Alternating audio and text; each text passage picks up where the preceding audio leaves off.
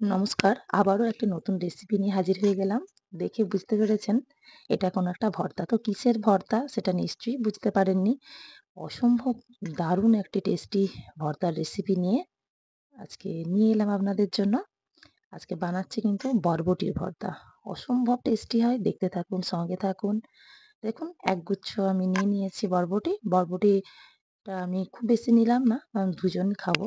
তো তার জন্যই নিয়েছি কম করে। আপনারা চাইলে বেশি করে নিতে পারেন। বরবটির সামনের দিকটা আর পেছনের দিকটা দুটোই আমি কেটে নিলাম। দিয়ে একটা একই সাইজের করে সেম সাইজ করে কাটছি। কাটাটা ছোট বড় হলেও খুব একটা ক্ষতি হবে না। তো দেখতেও ভালো লাগবে। তার জন্যই সেভাবেই করে দিলাম। দেখুন সবগুলোই কেটে নিলাম। বরবটির ভর্তা এভাবে বানালে গরম ভাতের সঙ্গে খুব ভালো লাগে খেতে। আর যেভাবে আমি বানাচ্ছি সেভাবেই বানাবেন, তাহলে দেখবেন মানে যেমন আমি স্বাদ পেয়েছি তেমনি আপনারাও সেই স্বাদটা পাবেন। জলে দিয়ে দিলাম বরবটির টুকরোগুলো। দেখুন ভালো করে ফ্রেশ করে এবারে ধুয়ে নেব। জলটা ছেঁকে আমি রেখে দিলাম বরবটিটা।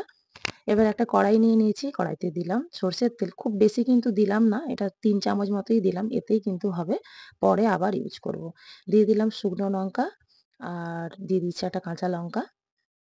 আপনারা চাইলে কম বেশি করবেন। একসঙ্গে দিয়ে দিলাম জিরে আর এখানে রসুন নিয়েছি। বরবটি যেহেতু খুব একটা বেশি না, তার জন্য আমি এখানে তাও ৮-১০ টার মতো মানে রসুনটা দিলাম আর একটু পেঁয়াজ দিলাম। পেঁয়াজটা একটা ২ টো পেঁয়াজ দেয়া আছে। রসুনটা বেশি দিলে ভালোই লাগবে খেতে, তার জন্য একটু বেশি করেই দিলাম। ভাজাটা দেখুন ভাজা হয়ে গেছে। তুলে নিয়ে ঠান্ডা করতে দিলাম। আর ওই তেলে যে সামান্য তেল ছিল তাতেই দিয়ে দিলাম বরবটিগুলো।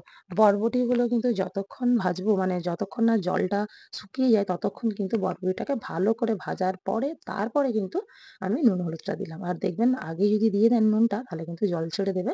তাহলে কিন্তু ভাজাটা ঠিকঠাক হবে না। তাহলে কি আর ভালো করে যতটা কষাতে পারবেন লো গ্যাসে ততটাই বরবটির ভর্তা ভালো লাগবে এবং এর যে একটা সবুজ গন্ধ সেটাও কিন্তু চলে যাবে।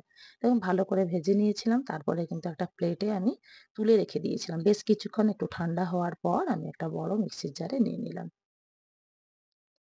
আর দিয়ে দেবো এখানে ভেজে রাখা পেঁয়াজ, জিরে, কাঁচা লঙ্কা, শুকনো লঙ্কা সবই দিয়ে দিলাম। দিয়ে দেবো সামান্য পরিমাণ জল। যেহেতু আমি বরবটিটাকে একদম শুকনো করে ভেজেছি, তার জন্যই। দেখুন এইভাবে মানে মিক্সিটার মানে পেস্টটা করবেন এইভাবে। শিলেও করতে পারেন। তবে একটু মানে এই একটা দরদরে ভাব সেটা কিন্তু রাখতেই হবে। তা নাহলে একদম মিহি পেস্ট করলে কিন্তু ভালো লাগবে না। দিয়ে দিলাম আবারও একটু সর্ষের তেল। তার মধ্যে ফোড়ন দিয়ে দিলাম গোটা মানে কালো জিরে। তো কালো জিরে দিয়ে ভালো করে এবারে যতক্ষণ না শুকিয়ে যাচ্ছে ততক্ষণ কিন্তু এটা সুন্দরভাবে কিন্তু একটু ভেজে নিলাম। দেখুন ভাজা একদম কমপ্লিট। ভর্তা একেবারে রেডি। আমি প্লেটে একটা নিয়ে নিচ্ছি। আশা করছি খুবই আপনাদের ভালো লাগবে রেসিপিটা। যদি ভালো লেগে থাকে অবশ্যই বানিয়ে খাবেন, ট্রাই করবেন বাড়িতে। ভালো লাগলে অবশ্যই লাইক, কমেন্ট করবেন, পাশে থাকবেন। বাড়িতে বানিয়ে খাবেন। কেমন লাগলো অবশ্যই কমেন্ট করে জানাবেন। এতক্ষণ দেখার জন্য আমার ভিডিওটি অসংখ্য ধন্যবাদ। ভালো থাকবেন, সুস্থ থাকবেন। দেখা হবে অন্য কোনো দিন অন্য কোনো রেসিপির সঙ্গে।